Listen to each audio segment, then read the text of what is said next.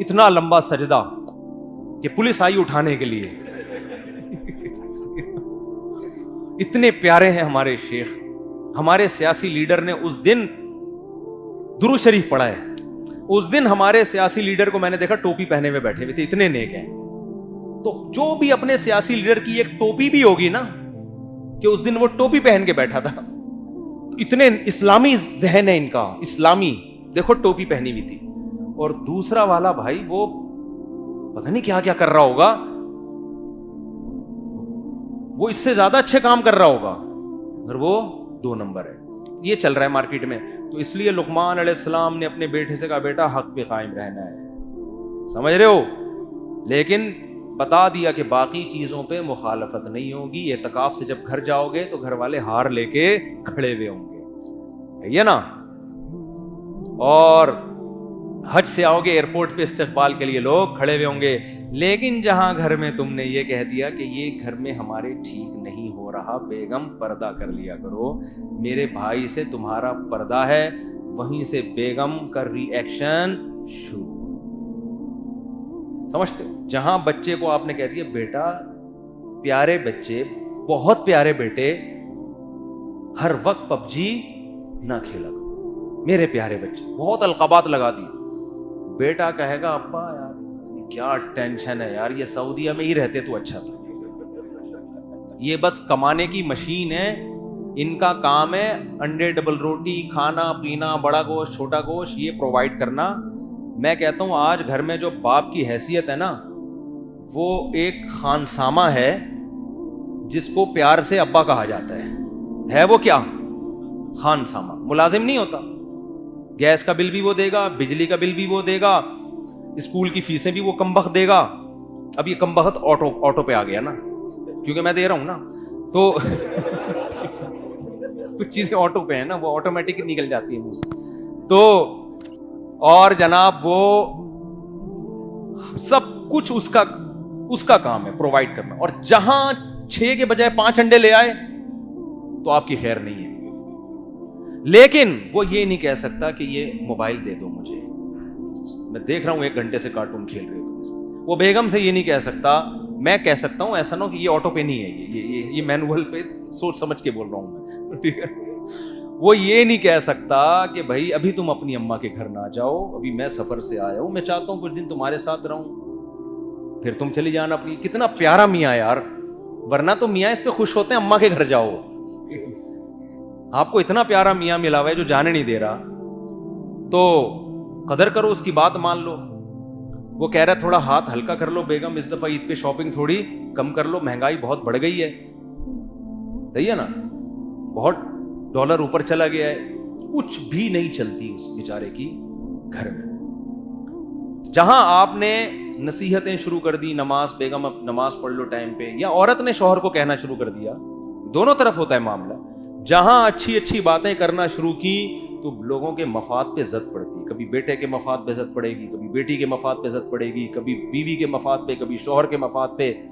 تو اب ری ایکشن شروع کے ایک مصیبت ہم نے گھر میں پال لی. تو نصیحت تو آرام سے ہی کریں, خام خام مسئلہ نہ بنایا کریں, لیکن تھوڑی بھی کریں گے نا تو عموماً ری ایکشن ہوتا ہے. اس لیے لقمان علیہ السلام نے بیٹے سے کہا کہ بیٹا جب معاشرے میں خیر کو فروغ دینے کی کوشش کرو گے تو ری ایکشن ہوگا. بند کمرے میں بیٹھ کے اللہ اللہ کرو گے, کوئی نہیں کہے گا, لوگ الٹا آ کے دم کروائیں گے آپ سے, جن چڑیل بھوت بھگوائیں گے آپ سے آگے. اور آخری بات, اب کیونکہ وقت بہت زیادہ ہو گیا ہے, قرآن کہتا ہے وَلَا تُصَعِّرْ خَدَّكَ لِلنَّاسِ وَلَا تَمْشِ فِي الْأَرْضِ مَرَحًا. اے بیٹا, جب اللہ کوئی عہدہ دے دے, دولت دے دے, پیسہ دے دے, کوئی عہدہ دے دے, آپ وزیر اعظم بن گئے, آپ علاقے کے گورنر بن گئے, یا آپ 17 گریڈ کے آفیسر بن گئے, یا ویسے ہی کوئی بزنس چل پڑا, اب ایسا نہ ہو کہ لوگوں سے رخسار کو گھیرنا شروع کر دو. ٹائم نہیں ہے میرے پاس, غریب آ جاتے ہیں رکشے والے ہر وقت. آپ کے ماموں آئے آپ سے ملنے کے لیے, جب آپ غریب تھے تو بڑے کھڑے ہو کے ملا کرتے تھے, اب جب آپ کو دولت دے دی وہ بیچارہ رکشہ چلا رہا ہے, ابے یار یہ ٹائم ویسٹ کرنے کے لیے, بزنس کا ٹائم ہے, ماموں آ گئے اس ٹائم پہ, ہوتا ہے نا. آپ کا پرانا اسکول کا دوست آ گیا 5ویں کلاس کا, بنٹے کھیلتے کھیلتے اس نے ساری زندگی اسی طرح برباد کر دی. آپ پڑھے لکھے تھے, انجینئر بن گیا, 5ویں کلاس کا آپ کا پرانا کلاس فیلو آیا, آپ نے کہا آ گیا مصیبت. ٹھیک ہے نا, یہ ہے تکبر. آپ کو جب ووٹ ملا آپ وزیر اعظم بن گئے, جن لوگوں نے آپ کو سپورٹ کیا, جن لوگوں نے آپ کو اس کا ساتھ دیا یا نہیں بھی دیا, اب بڑے بڑے وعدے کیے تھے میں یہ کرا دوں گا, میں یہ کرا, اب لوگ آ رہے ہیں اور آپ منہ ادھر کر کے بیٹھے. ایک تو ٹائم کو مینج کرنے کے لیے منہ پھیر لینا وہ ایک الگ چیز ہے. 24 گھنٹے تو کوئی فارغ نہیں ہوتا نا. کیا خیال ہے بھائی؟ اب ایسا تو نہیں کہ لوگوں کی طرف ہی منہ کر کے بیٹھا رہے, پھر تو یہ منہ کسی اور کام کا رہے گا ہی نہیں. تو ٹائم تو بیوی بچوں کو بھی دینا ہے, کاروبار کو بھی دینا ہے, کام کو بھی دینا ہے, لیکن کچھ مینج کر کے لوگوں کو بھی ٹائم دینا ہے, اور امیر اور غریب ہونے کی وجہ کا فرق نہیں کرنا. اچھا, اس میں ایک بات سمجھ لیں, بعض علماء امیر غریب ہونے کی وجہ سے فرق نہیں کرتے, بلکہ وہ بعض دفعہ کسی بڑے آدمی کو اس لیے ٹائم دے دیتے ہیں کہ اس پہ اگر محنت کی تو یہ پورے علاقے کو سدھار دے گا. تو اس کو تکبر نہیں کہا جائے گا. سمجھتے ہیں کہ یار جیسے موسیٰ علیہ السلام ڈائریکٹ فرعون کے پاس پہنچے نا, کہ بھائی اس پہ محنت کرو, یہ سیدھا ہو گیا تو پورا مصر سیدھا ہو جائے گا. تو اس کو ہم یہ نہیں کہیں گے کہ غریب آدمی کو چھوڑ کے فرعون کے پاس کیوں گئے. سمجھتے ہو؟ کیونکہ یہاں امیر اور غریبی کے فرق کی وجہ سے نہیں گئے, بلکہ جس کا اثر رسوخ زیادہ ہے اس پہ محنت کرنے کا فائدہ زیادہ ہوتا ہے. یہ اس بیس پہ تھا. تو تکبر کی بیس پر اگر آپ لوگوں سے منہ پھیرتے ہو تو یہ بہت برا عمل ہے. غریب امیر کو دونوں کو سینے سے لگایا کرو. سمجھتے ہو کہ نہیں سمجھتے؟ اور اپنے رشتہ داروں میں تو اس کا بڑا خیال کرنا چاہیے. آپ کے بہت شکایتیں آتی ہیں لوگوں کی, یار ہمارے کزن مالدار ہو گئے, ان کے ویزے لگ گئے باہر کے, اور پیسہ اب ہمیں پوچھتے ہی نہیں ہے. بھائی کزن کا جو رشتہ ہے وہ امیر غریبی کی بیس پہ نہیں ہے, وہ کس بیس پہ ہے؟ وہ تو رشتہ داری کی بیس پہ ہے. آپ کے 4 چاند لگ گئے, آپ کچھ بھی ہو, اپنے غریب رشتہ داروں کو بھولنا تھوڑی ہے آپ نے. بالکل اسی طرح ہمارے بعض رشتہ دار بڑے اس لحاظ سے ہمیں اچھے لگتے ہیں کہ وہ ہم نے دیکھا وہ یہ فرق نہیں کرتے, ان کو پیسہ ہو نہ ہو وہ اسی طرح مل رہے ہیں. یہ انسان نوٹ کرتا ہے یہ چیزیں. خیر جلدی سے یہ سورہ لقمان مکمل کر دوں, 2 نصیحتیں اور رہ گئیں. وَلَا تَمْشِ فِي الْأَرْضِ مَرَحًا, اے میرے بیٹے زمین پہ تکبر سے مت چلنا. یہ سورہ لقمان میں, سورہ بنی اسرائیل میں کیا ہے؟ سورہ لقمان سورہ بنی اسرائیل میں بھی ہے, سورہ لقمان میں بھی ہے. کیا ہے؟ یا اقیم الصلاۃ وامر بالمعروف وانہی عن المنکر واصبر علی ما اصابک ان ذلک من عزم الامور ولا تصعر خدک للناس ولا تمشی فی الارض مرحا. زمین پہ اکڑ کے نہ چلنا, چال ڈھال سے لگے کوئی اللہ کا بندہ جا رہا ہے. یہ محلے کے دادا بن کے گریبان کھول کے سارے دہشت گردی سے تو پیدا ہوتے ہیں, بند کر دکان, جانتا نہیں ہے مجھے, میں کون ہوں. تو کوئی بھی سیاسی تنظیم اگر اس ٹائپ کی ہے جو آپ کو بدماشی سکھا رہی ہے, اس سیاسی تنظیم کو آپ نے جوائن نہیں کرنا. بہت سی ایسی تنظیمیں آئی ہیں جنہوں نے نوجوانوں کو بدماش بنا دیا علاقے میں. ایسی تنظیموں میں جاؤ جو آپ میں تواضع سکھا رہی ہیں, ایسے لوگوں کے ساتھ اٹھو بیٹھو جو آپ کو جھکنا سکھاتے ہیں. اور آخر میں اللہ نے کیا فرمایا کہ وَاقْصِدْ فِي مَشْيِكَ وَاغْضُضْ مِنْ صَوْتِكَ, اپنی چال میں میانہ روی پیدا کرو. یہ چال ایک سائن ہے.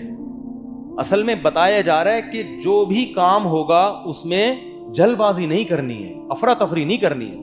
ہر کام دیکھو, اعتدال کسے کہتے ہیں, اقتصاد کسے کہتے ہیں, سستی اور جلد بازی, چستی نہیں, سستی اور جلد بازی کے بیچ کا راستہ. فوراً اب لوگ کیا کرتے ہیں, یہ کامیابی کا بہترین اصول سمجھا رہے ہیں لقمان علیہ السلام اپنے بیٹے کو.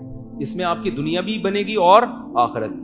جلد باز لوگ کبھی بھی کامیاب نہیں ہوتے. مثال کے طور پر ایک بندہ آپ کے پاس آیا, جی 1 کروڑ روپے مجھے دے دو, بزنس ہے اور لگاؤ, اور دیکھو دھم دھم لوگ چھاپیں گے, اور دیکھو وسیم بھائی نے مجھے دیے تھے, آج اتنے پیسے ہو گئے, فلاں نے دیے تھے, آپ نے 2 کروڑ اٹھا کے دی تھی, یہ لے بھائی. کوئی بھی فیصلہ کرنے میں جلدی نہیں بھائی, تحقیق کرو. لالچ میں آ کے نا انسان کہتے ہیں بس میں, جیسے وہ مزاربت اسکینڈل نہیں چلا تھا, ہم چیخ چیخ کے تھک گئے بھائی یہ 2 نمبری ہو رہی ہے, یہ بندہ پیسہ لے کے بھاگ جائے گا. ہم داڑھی والوں کو بھی سمجھا رہے ہیں, تبلیغ والوں کو بھی, ٹوپی والوں کو بھی, بغیر ٹوپی والوں کو بھی. او بھائی اتنا پروفٹ انویسٹمنٹ پہ کوئی نہیں دیتا, یہ کہاں سے دے رہا ہے. مجھے یاد ہے وہ دن ہمارے استاذ حضرت مفتی احمد ممتاز صاحب, اللہ ان کی عمر میں برکت دے, وہ پورے ملک کا دورہ کر کے آئے, مدرسوں میں خطاب کر رہے ہیں, اسکولوں میں, جہاں جہاں ان کو موقع مل رہا ہے سب کو سمجھا رہے ہیں بھائی ایسا نہیں ہوتا, ایک آدمی اتنی رقم لے کے یہ بھاگ جائے گا. لیکن پیسہ اس نے اتنا دینا شروع کیا نا کہ آنکھیں اندھی ہونا شروع.